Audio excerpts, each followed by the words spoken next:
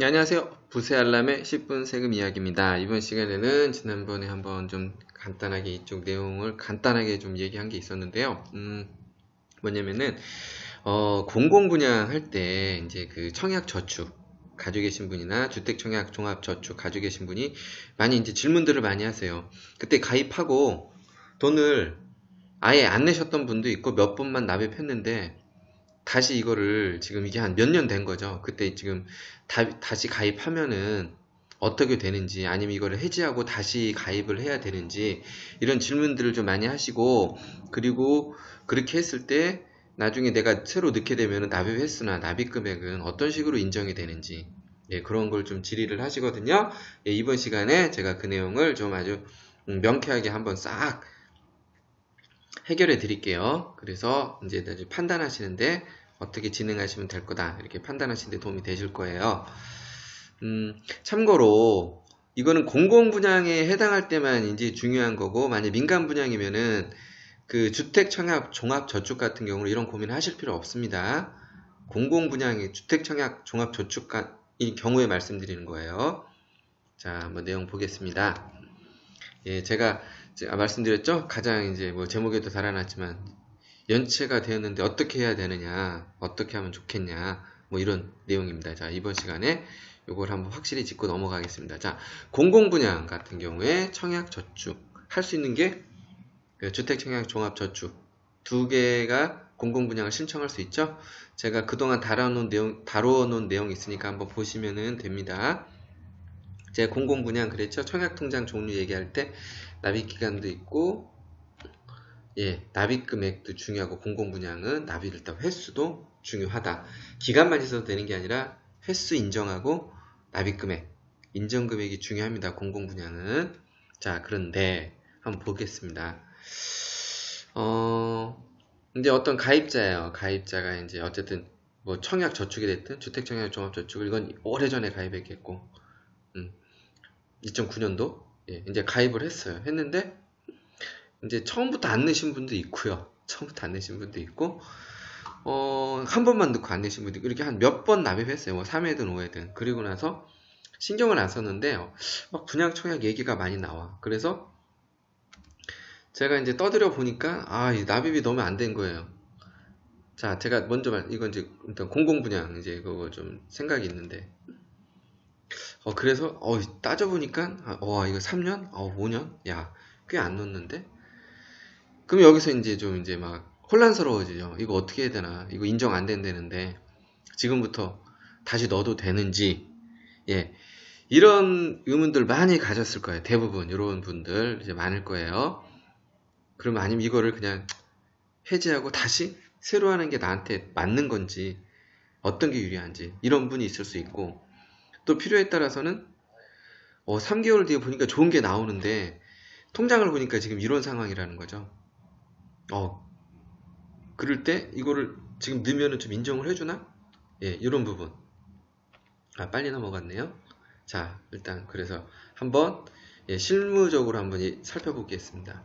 자, 모집 공고가 일단 나왔어요. 그 공공분양에서 가입기간 6개월 경과하고 약정 납입을 매일 6회 이상 납입해야 된다는데 요거는 제가 뒤에 말씀드릴게요.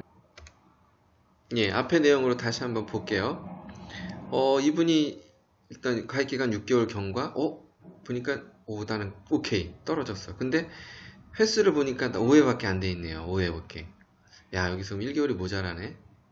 보니까 납입해야 되는데 납입하려고 하는데 연체 3년 돼 있고 메리트가 있나? 3개월 뒤에 보니까 그 아주 마음에 드는 게 3개월 뒤에 나오는 거예요. 자, 이럴 때는 일단 이분은 만약에 이분이 이때 당시에 돈을 만약에 이제 불입을 해서 만약에 이제 인정이 되면은 기존한 꾸준히 납입했던 분들한테는 좀 불이익이겠죠, 그거는.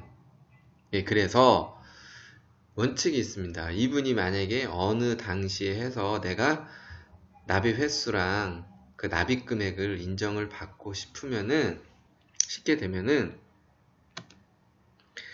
일단 그 납입 횟수하고 납입 금액 인정 금액은요 어떻게 인정되느냐? 이날 이제 넣을 수 있죠. 내가 은행에 가서 나 다시 넣겠다고 이제 얘기 이제 하셔야죠. 이제 그렇죠? 얘기하시면은 요 연체일 있죠. 그 연체일 대비해서 좀 조정이 됩니다. 예를 들어서 이렇게 오해하고 이제 그동안 못 낸 게 있잖아요. 못 낸 게 있는데 이거를 만약에 뭐 내가 뭐 100만 원, 200만 원 한꺼번에 넣었다고 해서 그 못 냈던 게 차곡차곡 바로 인정되는 게 아니고요. 그 연체일 대비해서 그 기간이 좀 있어요. 인정되는 기간이. 그래야지 꾸준히 낸 사람하고 좀 비슷하겠죠. 그래서 그 기간이 있기 때문에 이제 요거는 지금 이제 아마 이제 그 가입은행 같은 데 한번 물어보세요. 그러면 이제 물어볼 거예요. 얼마나 연체됐냐고. 그러면 거기서 자체적으로 시뮬레이션을 돌리는 게 있어요. 그래서 계략적으로 얘기해줘요. 언제부터 인정이 될 거라고. 납입 횟수랑 납입 금액이랑 공공분양 할 때. 예. 이제 그렇게 보시면 되고요. 그리고 이거 제가 이제 앞에서 다뤘던 내용인데 참고로 이제 그 공공분양 같은 경우는 그 전용 면적 40제곱미터 이하, 전용한 12평 이하면은 순위가 어떻게 되니? 이런 게 공공분양으로 나오면요, 이런 면적 이하에서는 자 일단 먼저 1순위가 3년 이상 무주택 구성원을 위주로 하고요. 그리고 납입 횟수 있죠. 제가 말씀드렸죠 아까 이거 늦게 하면 어쨌든 인정은 되는데 늦게 좀 인정이 된다는 거죠. 납입 횟수가. 그래서 제가 쉽게 얘기하면 공고일이 이때 떠도 3개월 뒤에 떠도 내가 돈을 넣었다고 해서 이게 만약에 5개월부터 납입 횟수가 인정이 되면은 그 다음 5개월 뒤부터 이제 인정이 되는 거기 때문에 이때 3개월 뒤 나오는 거는 해당이 없겠죠. 예, 그래서 이렇게 납입 횟수가 그리고 많은 사람을 우선으로 선정을 합니다. 그런데 그 40제곱미터 초과 있죠. 40제곱미터 초과. 공공분양일 때만 말씀드리는 겁니다. 일반 분양하고는 틀려요. 이럴 때는 여기도 똑같습니다. 일단 1순위가 3년 이상 무주택 세대 구성원으로서 일단 저축 총액이 많은 사람한테 이제 배당이 되고요. 저축 총액이 많다는 건 뭐겠어요? 이 저축 총액이 많은 거는 그냥 돈을 많이 넣어서 그 많은 걸 따지는 게 아니에요. 요렇게 있죠. 납입 횟수별로 금액이 있어요. 횟수별로. 근데 그걸 최대 10만원까지 인정을 해줘요.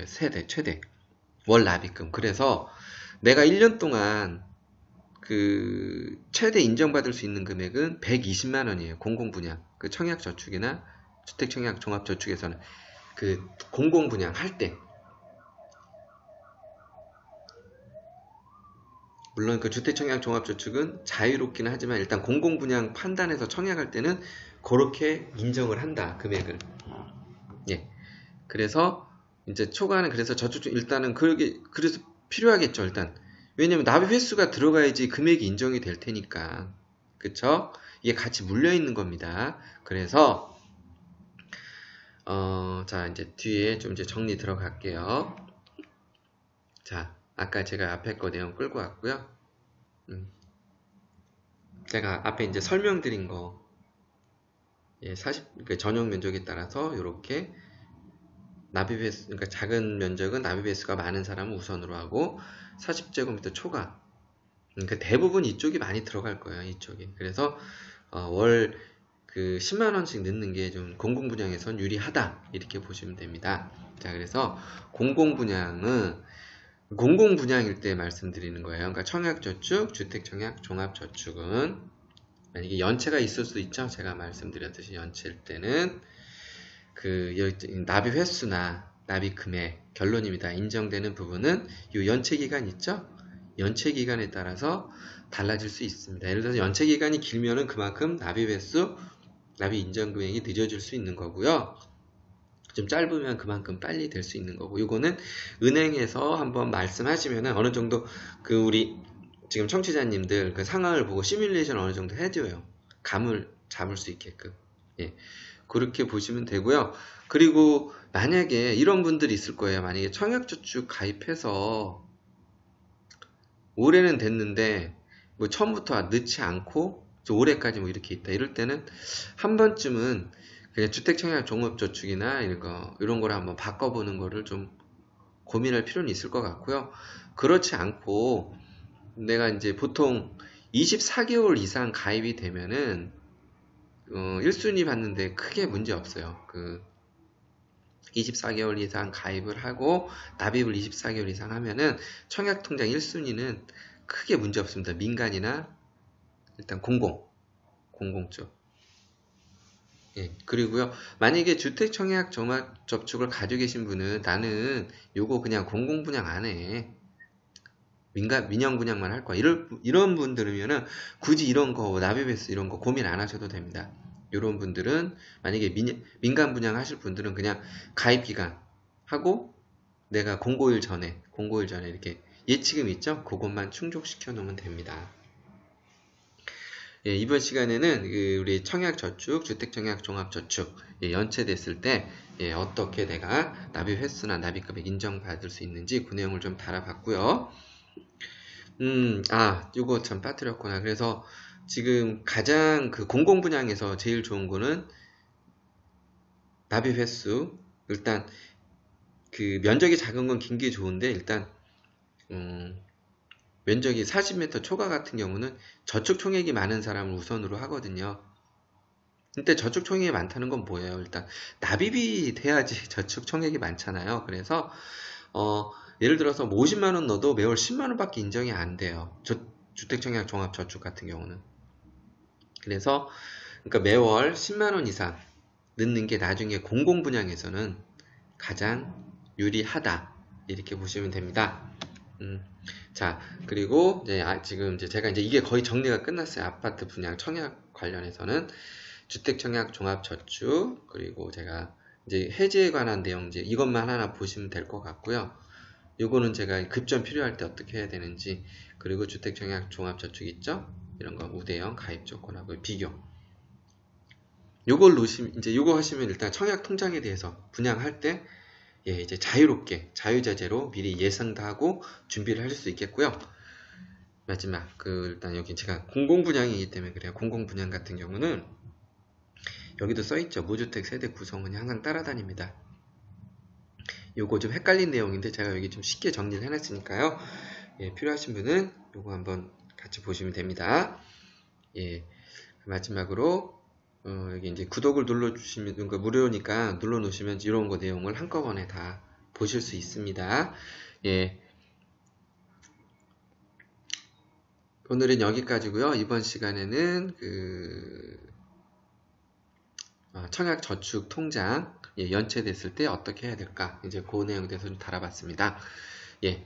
지금까지 부세알람의 10분 세금 이야기였습니다. 그럼 전 다음 시간에 찾아뵙겠습니다.